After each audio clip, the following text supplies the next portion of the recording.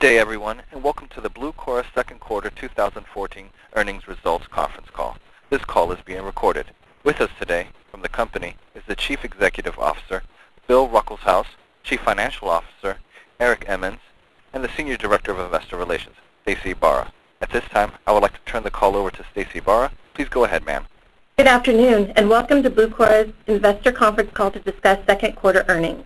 Before we begin, I'd like to remind you that during the course of this call, Blucora representatives will make forward-looking statements, including but not limited to statements regarding Blucora's expectations about its products and services, outlook for the future of our business and growth initiatives, and anticipated financial performance for the third quarter and future periods. Other statements that refer to our beliefs, plans, expectations, or intentions, which may be made in response to questions, are also forward-looking statements for purposes of the safe harbor provided by the Private Securities Litigation Reform Act.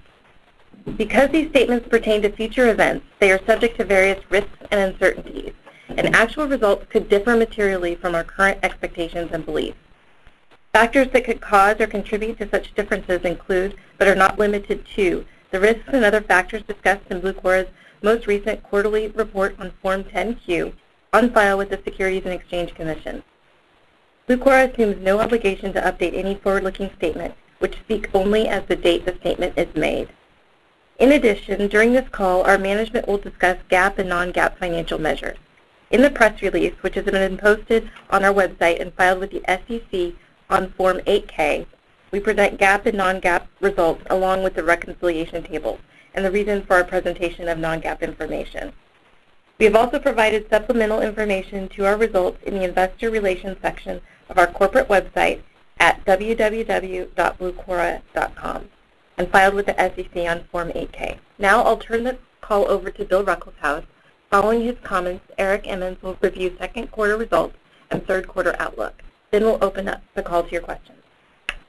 Thanks, Stacy, and good afternoon. In the second quarter, Blucora performed consistent with our expectations. Our teams executed and posted solid results. To update, I'll start with tax preparation. Tax Act completed the tax season in Q2 and finished strong. Revenue was up 17% for the quarter and 13% full season, reflecting balanced growth in filings and ARPU gains through pricing, upsell, and attach. Segment income increased 19% and 21% during the same periods on improved marketing efficiency and operating leverage. We acquired Tax Act in early 2012. Since that time, we have partnered with their talented team to identify opportunities, invest with a multi-year view, and grow the business. We are pleased with the track record thus far. Consecutive seasons of solid execution, strong financial performance, and consistent product innovation. In the 2 full seasons since our acquisition, the results are impressive. Consumer e-files are up 13% overall, outpacing the market. Paid professional e-files are up 25%, also outpacing the market. Consumer tax ARPU is up 10%, and contribution from ancillary products is up 40%. On the product front, Tax Act's new offerings in mobile, including an award-winning tablet application, and Tax Act Express, allowing fast, free filing of federal taxes from a smartphone, have been well received and position Tax Act to stay in front of filers as demographics change and digital habits evolve. As the value leader in the growing DIY market, Tax Act is just getting started. We are finalizing our plans for next season and see numerous opportunities for profitable growth and further innovation. Moving now to search and content.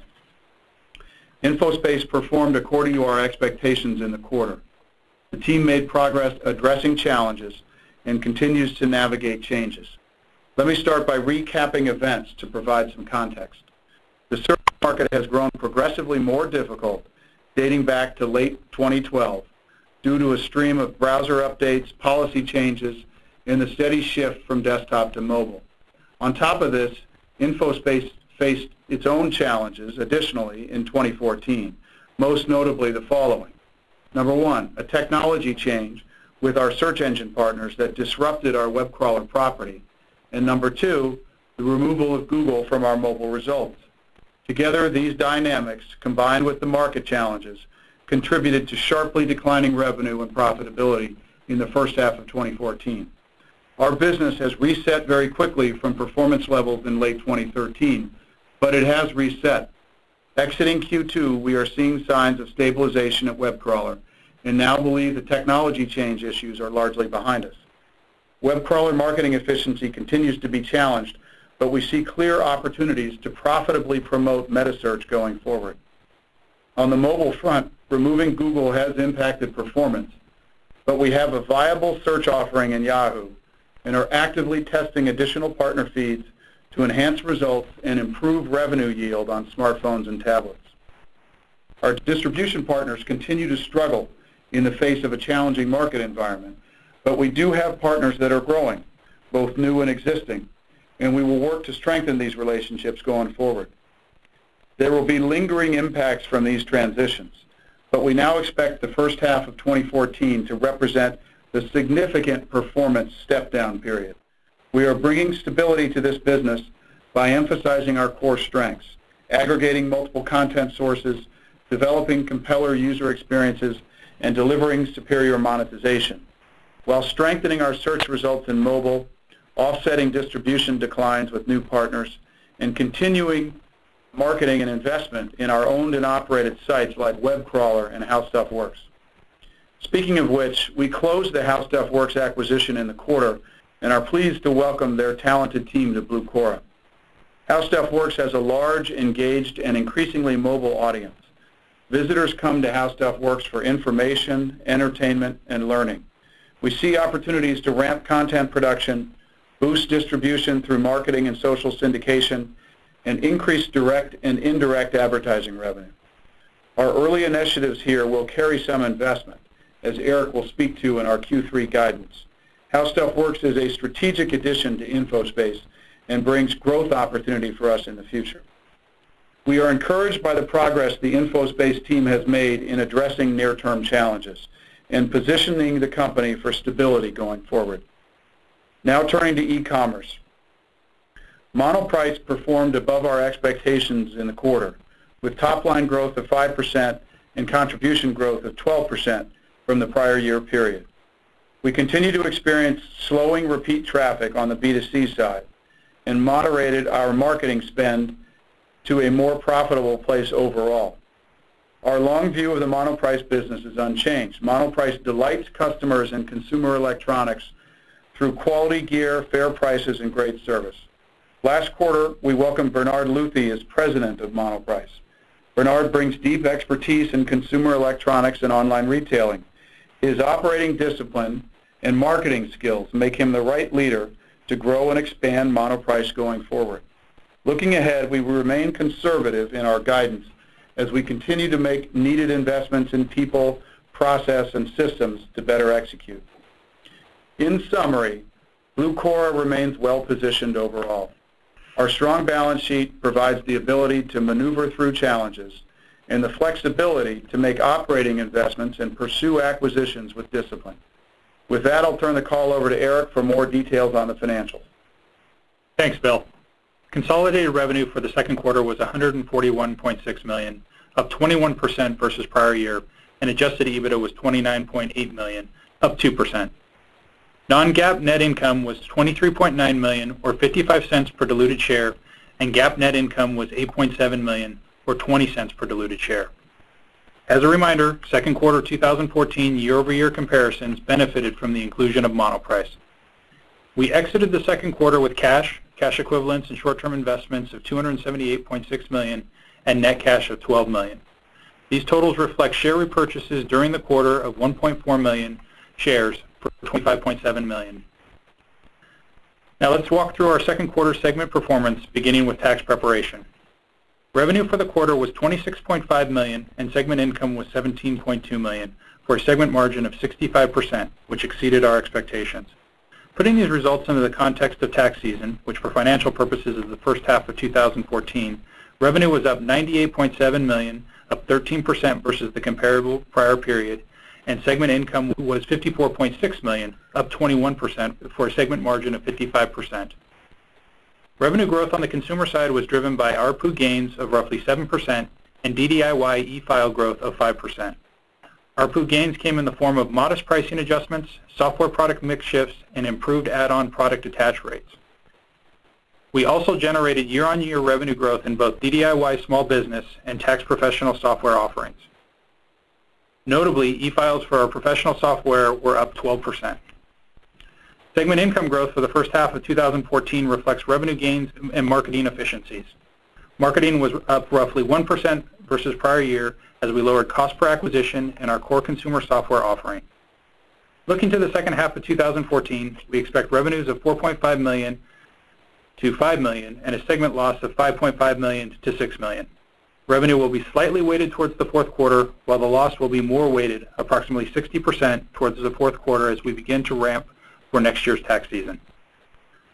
For the full year, we expect tax preparation revenue to be $103 to $103.5 million at a segment margin of approximately 47%. Turning to our search and content segment, which has been renamed following the completion of our acquisition of How Stuff Works on May 30th. Revenue for the quarter was $79.8 million, and segment income was $14 million, down 16% and 22% respectively from prior year. Revenue performance was in line with our expectations, while segment margin exceeded at roughly 18%. Owned and operated revenue was down 5% versus prior year due to attrition in our legacy destination search sites, which was partially offset by revenue growth from acquiring users to our web crawler site as well as certain partner sites. On a sequential basis, owned and operated revenue was down 42%. As discussed, web crawler was significantly impacted by a technology change implemented in late February. While we believe we have addressed the technology-related issues and stabilized the business, we continue to optimize and adapt to an evolving landscape, which we expect to continue to cause some margin volatility that will likely settle out over the back half of the year. Distribution revenue was down 17% versus second quarter 2013 and down 21% sequentially. Existing partner revenue was down 14% versus prior year, and new partner revenue was $1.2 million versus $4.7 million in the second quarter 2013. As Bill discussed, market dynamics continue to challenge our partners. In the second quarter, we experienced monthly sequential declines that present headwinds as we navigate the third quarter. Turning to the third quarter, we expect revenue of $73 to $81 million and segment margin of 14.5% to 15.5%. The expected sequential margin compression, in part, is due to integrating and onboarding of How Stuff Works, which we expect to have a temporary impact. Closing on the search and content segment, the business is in the midst of a transition that may extend beyond the third quarter. As a result, our current view of fourth quarter performance is roughly in line with the high end of our third quarter guidance. Our objectives in managing through transitions are clear: focused execution and disciplined investment in areas that we believe provide values to users and advertisers and produce stable results. We believe this is a prudent approach given current market dynamics. With that, let's move on to e-commerce. Revenue for the second quarter was $35.3 million and segment income was $2.4 million for a segment margin of approximately 7%. Quarter segment margin was impacted by a $1.2 million non-recurring cash charge. Normalizing for this, segment income was $3.6 million or a margin of approximately 10%. Revenue on a pro forma basis was up approximately 5%, consistent with expectations. Normalized segment margin was down approximately 100 basis points, which is better than expected. Year-on-year revenue growth reflects a 13% increase in average order value, offset by a 7% decline in order volume. As Bill noted, we continue to be conservative in our forward expectations, and for the third quarter, we expect revenue growth in the low to mid-single digits and segment margins in the 8 to 9% range. Moving to unallocated corporate expenses, second quarter came in at $3.8 million, and we expect third quarter costs to be a bit north of $4 million. Closing with our consolidated third quarter expectations. We expect consolidated revenue between $112.5 and $122.5 million. Adjusted EBITDA between $7 and $10 million. Non-GAAP net income of $3.2 to $6 million, or 7 to 14 cents per diluted share, and net loss of $6.3 to $4.2 million, or a 15 to 10 cent loss per share. With that, let's turn the call over to the operator, and we will take your questions. If you have a question, please press star then one. If you have a question, please press star then one.